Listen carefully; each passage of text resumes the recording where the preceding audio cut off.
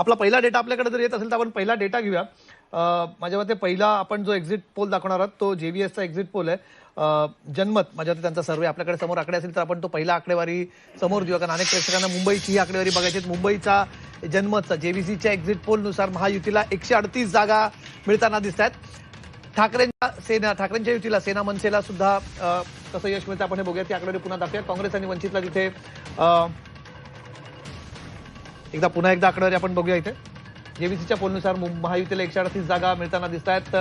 ठाकरेंना 59 जागांचा अंदाज युतीला, काँग्रेस आणि वंचितला 23 जागा मिळण्याचा अंदाज इथे वर्तवण्यात आलेला आहे आणि इतरांना 7 जागा मिळण्याचा इथे अंदाज, म्हणजे स्वीपिंग इथे मेजॉरिटी महायुतीला मिळताना दिसत। 138 जागा या जेव्हीसीच्या एक्झिट पोलनुसार आपल्याला मिळताना दिसतात आणि जो आकडा मगाशी खरं तर वर्तवला 145 ते 40 तुम्ही म्हणाला तर दिवसात पाटील त्याच्याच जवळपास जाणार हा आकडा आहे आणि ठाकरे बंधूंना या ठिकाणी मोठं यश युतीला सुद्धा इथे मिळताना दिसत नाहीये। 59 जागांवरच ते अर्थात 60च्या आतच त्यांचा इथे वारू रोखला गेल्याचं दिसून येतं। ज्या प्रकारची एकंदरीत हवा तयार झाली होती ठाकरे बंधूंच्या एकत्र येण्यामुळे आणि त्यांचाच महापौर बसेल असा जो दावा केला जात होता, हा पहिला एक्झिट पोलमध्ये तरी साधारणपणे हे चित्र आपल्याला दिसतंय।